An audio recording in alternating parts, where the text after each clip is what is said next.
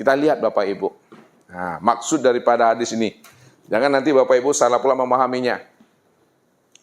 Secara syariat memang sholatnya mampu mencegah perbuatan keji dan mungkar. Ya.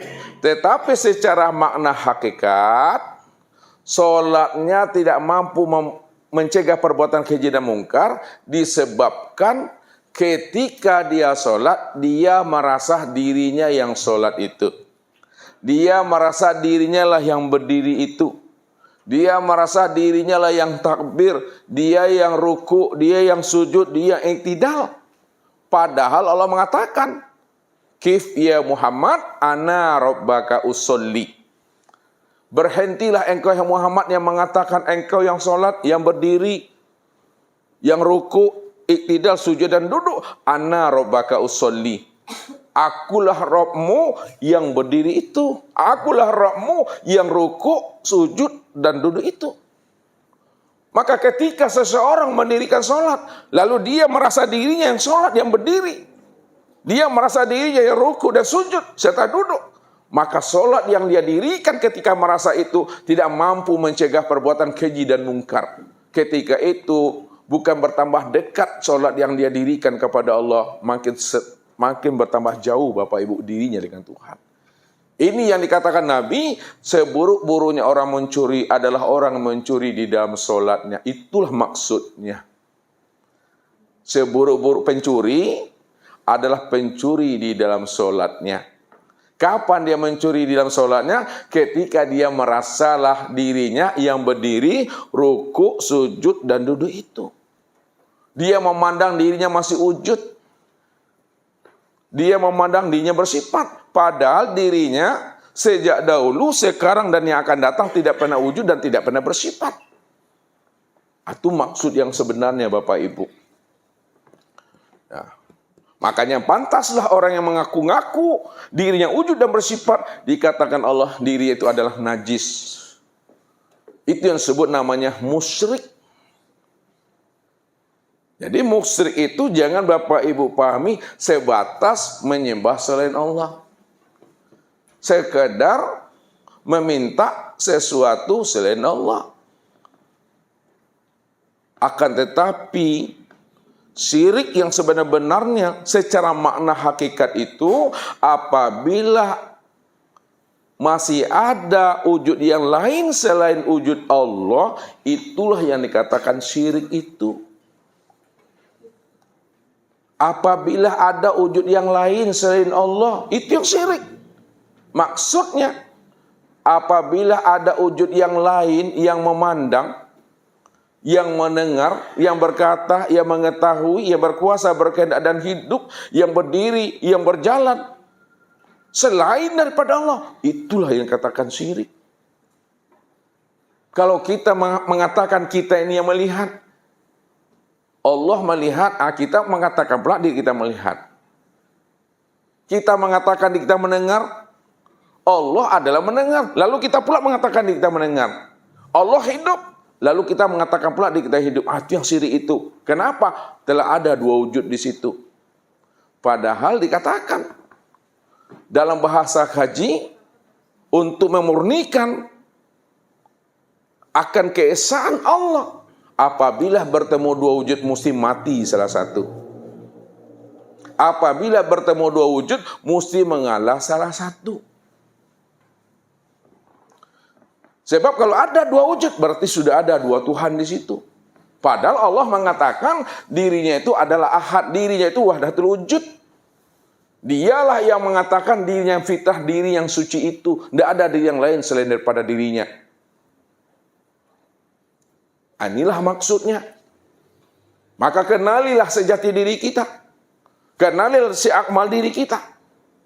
Siapa yang sudah mengenali sejati dirinya dan seakmal dirinya, tiada lain adalah Allah, maka itulah yang katakan diri yang fitrah itu dunia akhiratnya Bapak Ibu. Itu yang bersih itu. Itu yang lepas daripada dosa. Itu yang lepas daripada kesyirikan. Dia yang selamat Bapak Ibu. Maka perlu kita belajar tauhid. bukan sekadar perlu, wajib kita belajar tauhid. Kalau ada hukum taklifi, kata Ustadz, di atas wajib, maka di atas wajib itulah hukumnya belajar ilmu tauhid dan ilmu ma'rifat itu yang sebenar-benarnya. Supaya kita tidak ada lagi keakuan diri kita yang merasa diri kita itu ada. Disitulah rahasianya Bapak Ibu. Yang dikatakan iman yang kamil, iman yang sempurna. Iman yang kamil dan iman yang sempurna itu letakkan Allah di atas segala-galanya. Sehingga tidak lagi terpandang suatu peristiwa dan kejadian pada diri dan di luar diri. Maka nyatalah fiilnya Allah semata-mata yang wujud dan nyata pada alam ini. Dan sempurna pada diri kita ini. Apa kata Allah? Kul kullu min indillah. Wallahu khalaqakum wa ma ta'malun.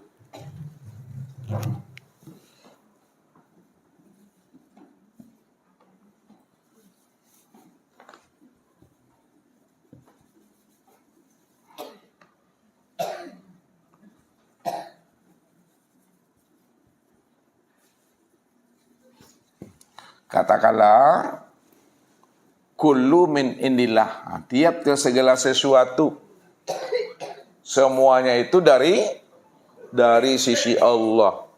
Wallahu khalaqakum.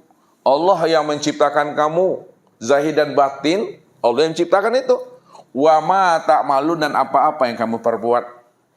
Ma indakum yanfadu wa ma indallahi baqi. Ma indakum yanfadu wa ma indallah baqi. Apa yang di sisimu itu adalah hapus binasa, nggak pernah ada. Wa ma indallah, dan apa yang di sisi Allah itu yang baqo, itu yang sebenar-benarnya. Kalau Allah yang baqo, Allah yang wujud, Allah yang ada, awal, akhir, zahir dan batin, maka segala yang ada dan segala yang wujud, itulah kenyataan nyatanya akan diri Allah itu yang sesungguhnya. Kalau masih terpandang wujud yang lain pada segala yang nyata, berarti ada dua Tuhan di situ. Belum mengesahkan Allah, belum memurnikan Allah itu Bapak Ibu. Padahal Allah mengatakan huwal awalu wal akhiru wal zahir wal batin. Coba kita pahami ini. Wal awalu wal akhiru wal zahiru wal batinu.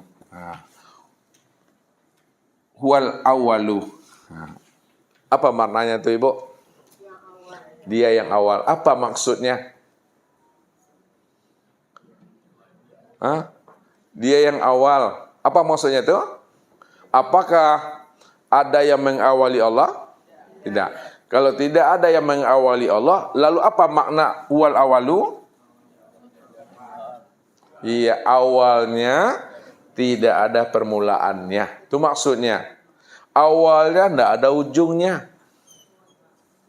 Ya. Yang kedua, wal akhiru. Apa artinya? Dia yang akhir. Apakah Allah itu ada kesudahannya? Kalau Allah tidak ada kesudahannya, lalu apa maksudnya wal akhiru itu? Dia akhir, tidak ada kesudahannya. Dia akhir, tidak ada pangkalnya. Tidak ada kesudahannya, tidak ada pangkalnya. Wazahiru. Apa artinya? Dia yang Apa maksudnya dia yang zahir dan yang nyata itu? Apakah Allah berbentuk dan berupa? Tidak. Kalau Allah tidak berbentuk dan tidak berupa, lalu apa makna zahir itu?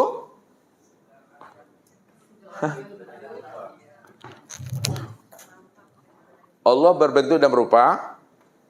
Tidak. Kalau tidak berbentuk dan tidak berupa, apa maknanya Allah itu zahir? Halo?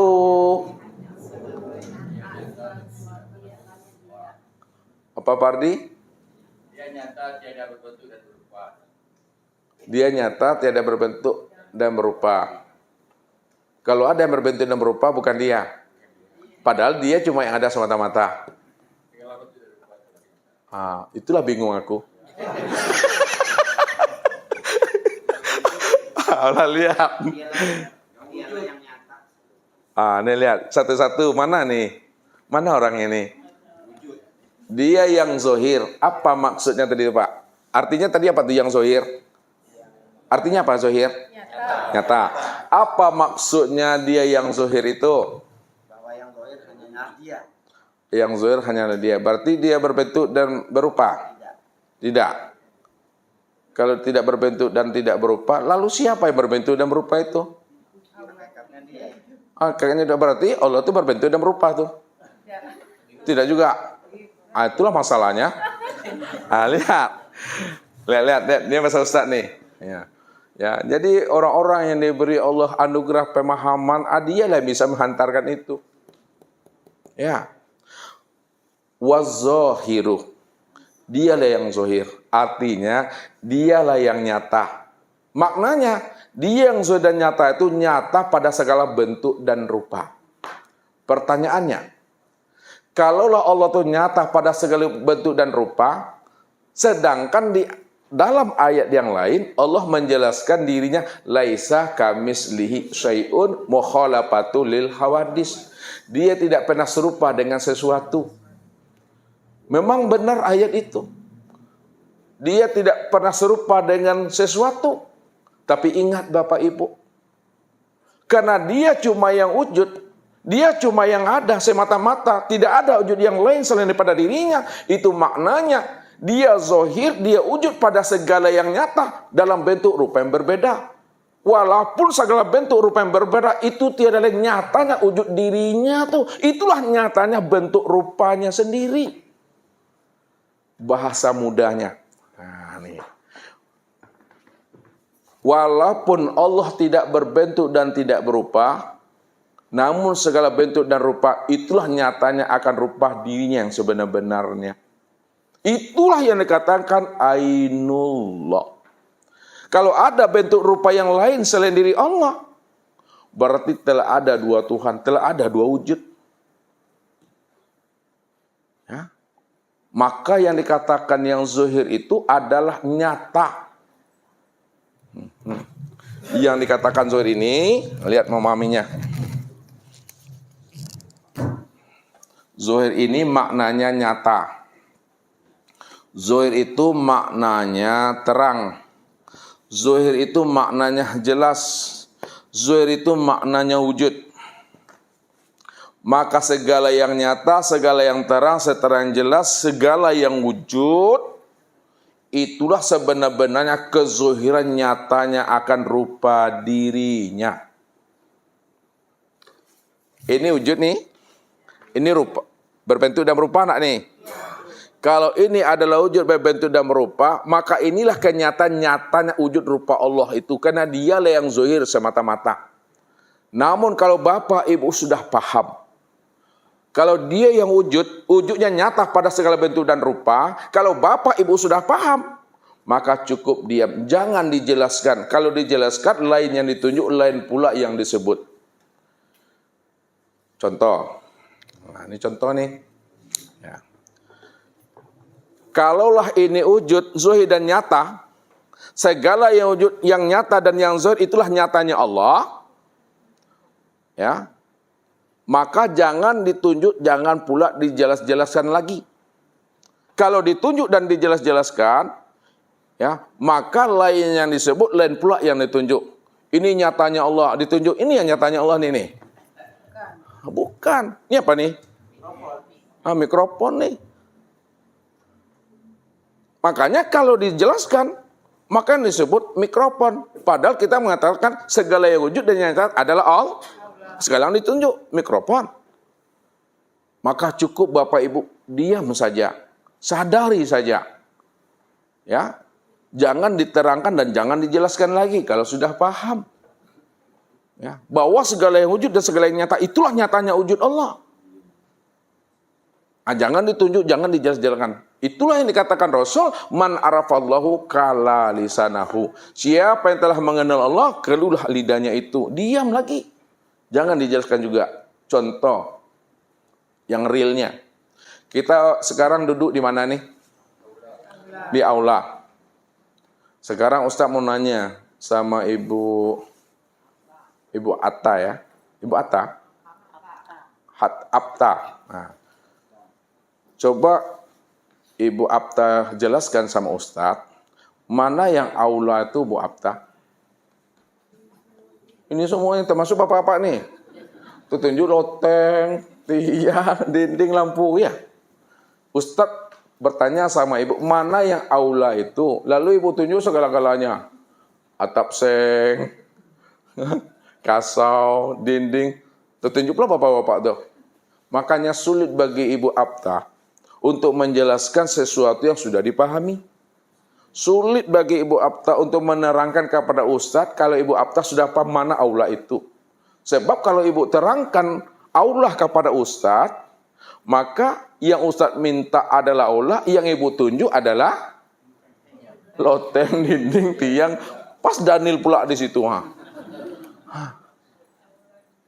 Makanya kalau ingin tahu Ustadz namanya aula, ya Ustadz keluar kita dari pintu ini. Baru nampak aula itu. Maksudnya, kalau Bapak Ibu sudah kenal namanya Allah, jangan diterangkan juga lagi. Jangan dijelaskan juga lagi. Kalau Bapak Ibu terangkan juga Allah, padahal Bapak Ibu udah kenal dengan Allah, diterangkan juga dengan Ustadz, yang Ustadz minta Allah, yang Bapak Ibu tunjuk, yang lain pula tertunjuk. Ini dadaku, ini tanganku. Masa ini dibilang, ini tangan nih. Hah? Kalau ingin tahu juga Ustadz yang Allah yang mana, keluar Ustadz dari diri Ustadz. Berarti mati. Berhenti dah Ustadz jadi orang. Jangan jadi orang juga. Inilah yang dikatakan oleh Rasul. Innakum lan tara rabbakum hatta tamutu. Kamu tidak akan pernah bisa melihat Tuhan. Tidak akan pernah bisa kamu berjumpa Tuhan. Tak akan pernah bisa kamu itu bertatap wajah dengan Tuhan. Sehingga kamu benar-benar mati. Jadi orang yang matilah yang bisa melihat Tuhan itu.